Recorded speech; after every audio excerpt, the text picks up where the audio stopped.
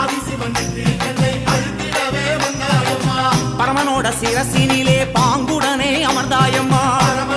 சிரசினிலே பாங்குடனே அமர்ந்தாயம்மா. கங்கையம்மா தேவி நீ கண்ண தோர தாயி.